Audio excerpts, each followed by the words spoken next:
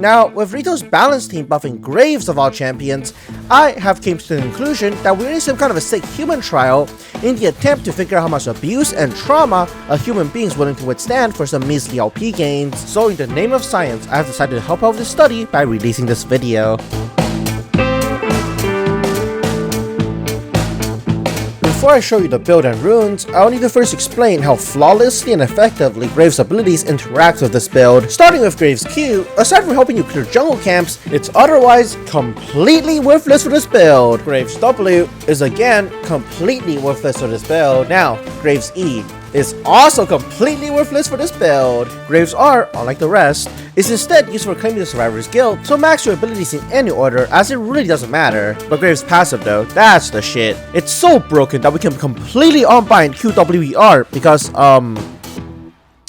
yeah. And this is the build, these are the runes and sums. Instead, this guide, just like Fuck Jungler's Karma, has its own companion macro strategy. Otherwise, you won't be Genocide Graves. Instead, in the eyes of our lord, you'll just be some random ass guy who found a build on Ultimate Bravery. The macro strategy starts by starting red, and looking at the minimap to check where the enemy jungler starts, as the laner that leashes will always show up late.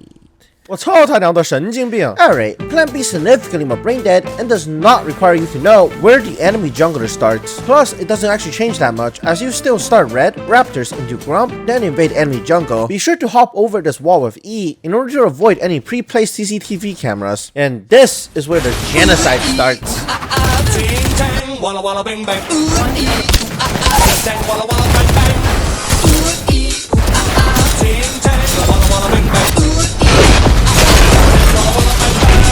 The fuck?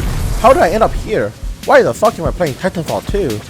Much better. Back to League of Legends, the hellhole that I signed up for, as Graves is an assassin and should be played as such, so stop going full tank or lifesteal like one of those LP deprived dipshits, and just have some goddamn fun for once. Of course, at the cost of the enemy team's sanity, as that's the goal of all my builds. Since this is very important, so I'll repeat it again, as Graves is an assassin, thus you should be playing off his important cooldowns, specifically this, the Prowler's Claw's 90-second cooldown, and that's way too long for it to be acceptable, hence the usage of Ingenious Hunter and Cosmic Insight to drop the cooldown to 55 seconds. In the words of Abraham Lincoln, important things need to be repeated 3 times in order to be understood. Graves is an assassin, therefore, once you find a lead, you'll have more fun with him, hence the usage of Eyeball Collection and Magical Footwear, so gank and gank and gank and gank. And don't be afraid to tax your laners in the name of lane priority. Now, as I am not an LP deprived Graves one trick, so there will probably be better ways to min-max damage with animation cancels, but if you're like me and suck at clicking buttons, here's a very crude and simple combo that will net you 1.4 thousand damage in 1 second on a test dummy of 120 armor, just as God intended. But if you're somehow feeding your ass off, then split push after 20, as that's when Uncle Sam turns a blind eye and allows you to file $0 in taxes, allowing you to put your trillions of potential damage on towers to good use. By consistently split pushing,